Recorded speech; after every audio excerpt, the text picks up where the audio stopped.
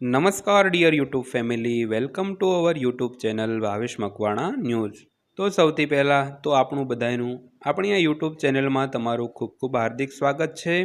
તો વિડીયો શરૂ કરતાં પહેલાં બધાને જય શ્રી કૃષ્ણ, જય માતાજી, હર હર મહાદેવ। તો ફેમિલી મિત્રો, આજની તારીખ એટલે કે 27/5/2025। તો મિત્રો, આજના સાંજના પેન્શન સમાચારમાં આપણે વાત કરશું પેન્શનરો અને નિવૃત્ત કર્મચારીઓના પેન્શનને લઈને આવ્યો છે અત્યારે જ એક અગત્યનો રિપોર્ટ।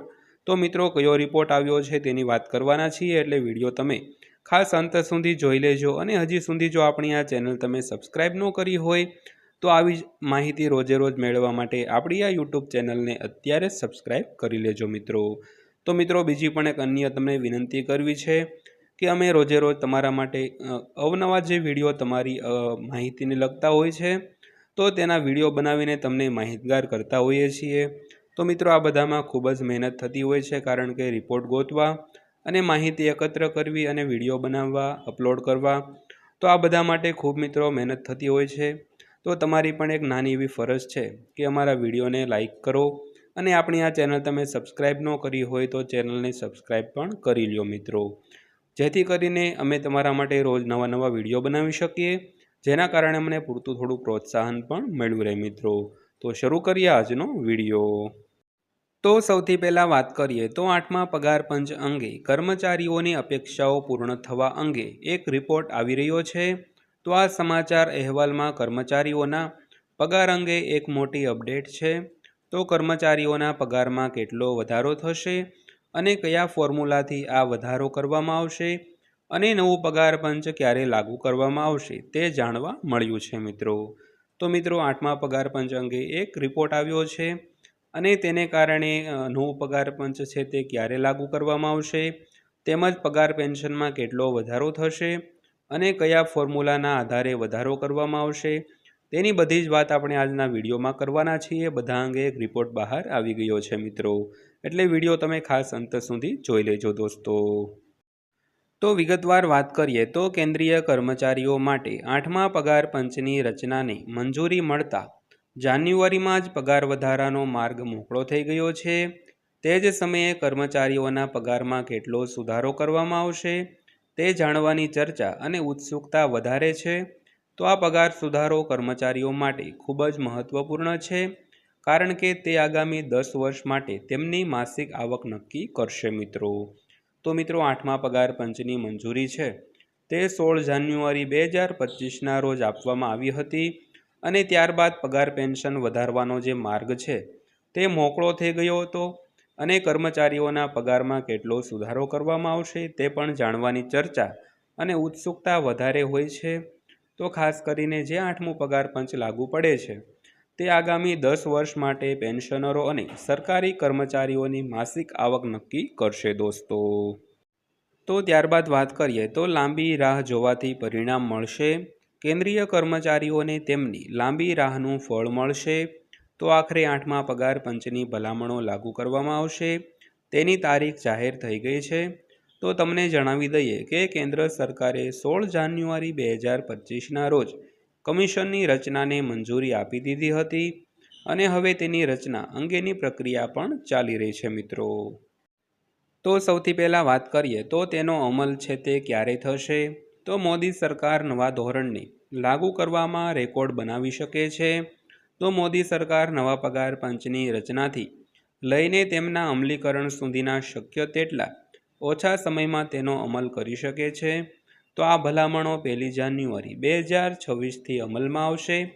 તો આ લગભગ 50 લાખ કેન્દ્રીય કર્મચારીઓ અને 65 લાખ પેન્શનરો માટે મોટો ફાયદો થશે મિત્રો। તો મિત્રો, મોદી સરકાર છે તે આ વર્ષે 8મું પગાર પંચ જે છે તેને લાગુ કરવામાં એક અલગ રેકોર્ડ બનાવી શકે છે, કારણ કે ટૂંક સમયમાં છે તે 8મું પગાર પંચ લાગુ થવા જઈ રહ્યું છે અને આ ભલામણો છે તે જાન્યુઆરી 1, 2026થી અમલમાં આવશે અને આનાથી લગભગ 50 લાખથી વધુ કેન્દ્ર સરકારના કર્મચારીઓ અને 65 લાખ પેન્શનરોને મોટો ફાયદો થશે દોસ્તો। તો ત્યારબાદ વાત કરીએ તો કોનો પગાર કેટલો વધશે તેના વિશે। તો 8મા પગાર પંચના અમલીકરણથી સરકારી કર્મચારીઓને મોટા લાભ મળશે। આના કારણે કર્મચારીઓના પગારમાં મોટો ઉછાળો આવશે।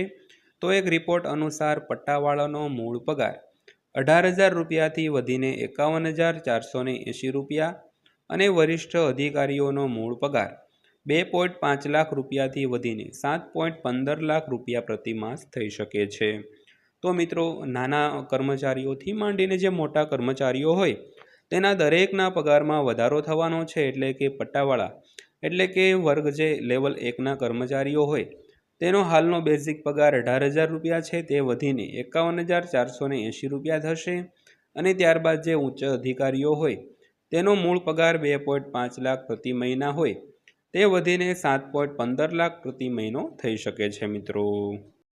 તો ત્યારબાદ વાત કરીએ તો લેવલ મુજબ પગાર વધારો કેટલો થશે તે જાણીએ। તો સૌથી પહેલાં વાત કરીએ તો લેવલ 1 જે પટ્ટાવાળા તેનો હાલનો પગાર છે 18,000 રૂપિયા અને નવો અંદાજિત પગાર છે તે 51,480 રૂપિયા।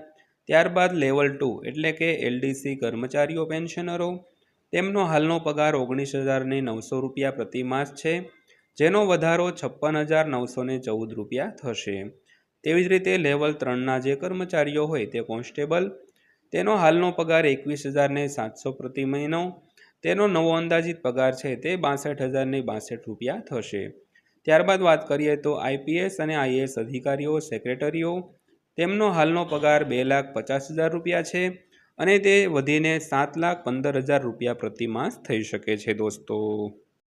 તો ત્યારબાદ વાત કરીએ તો પેન્શનમાં પણ વધારો થશે। તો કર્મચારીઓના પગારની જેમ તેમના પેન્શનમાં પણ વધારો કરવામાં આવશે। તો લઘુત્તમ પેન્શન 9,000 રૂપિયાથી વધીને 25,740 રૂપિયા થઈ શકે છે। તો 8મા પગાર પંચમાં પગાર એટલો વધી શકે છે કે ખાનગી કંપનીના કર્મચારીઓને તેમના પેકેજ નાના લાગશે મિત્રો। તો મિત્રો, જેમ કર્મચારીઓનો પગાર વધે તેમ પેન્શનરોનું પેન્શન પણ વધવા લાગશે। તો હાલમાં જે લઘુત્તમ પેન્શન 9,000 રૂપિયા છે તે વધીને 25,740 રૂપિયા થઈ જશે। તો મિત્રો, 8મા પગાર પંચમાં એટલો પગાર વધશે કે ખાનગી જે કંપનીના કર્મચારીઓ હોય તેમને પણ પોતાના પેકેજ છે તે નાના લાગશે મિત્રો। તો હવે ત્યારબાદ વાત કરીએ તો અહીં થોડીક ખેંચતાણ ચાલી રહી છે। તો કેન્દ્રીય કર્મચારીઓના પગાર અંગે હજુ પણ સમસ્યા છે। તો ફિટમેન્ટ ફેક્ટરને લઈને કર્મચારીઓ અને સરકારી પ્રતિનિધિઓ વચ્ચે મડાગાંઠ હોઈ શકે છે। તો કર્મચારી સંઘ અને સરકાર વચ્ચે થોડી ખેંચતાણ ચાલી રહી છે।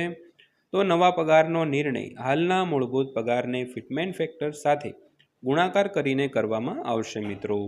તો મિત્રો, 8મા પગાર પંચ અંગે કર્મચારી સંગઠનો અને સરકાર વચ્ચે હાલમાં થોડીક રકઝક પણ ચાલી રહી છે અને નવો પગાર જે નક્કી કરવામાં આવશે તે હાલનો મૂળભૂત પગારને ફિટમેન્ટ ફેક્ટર સાથે ગુણાકાર કરીને નક્કી કરવામાં આવશે દોસ્તો।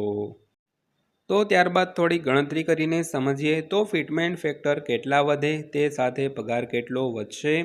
તો મૂળભૂત પગાર જો 18,000 રૂપિયા હોય અને તેમાં 2.57નું ફિટમેન્ટ ફેક્ટર લાગુ કરવામાં આવે તો નવો પગાર છે તે 34,560 રૂપિયા થઈ જશે।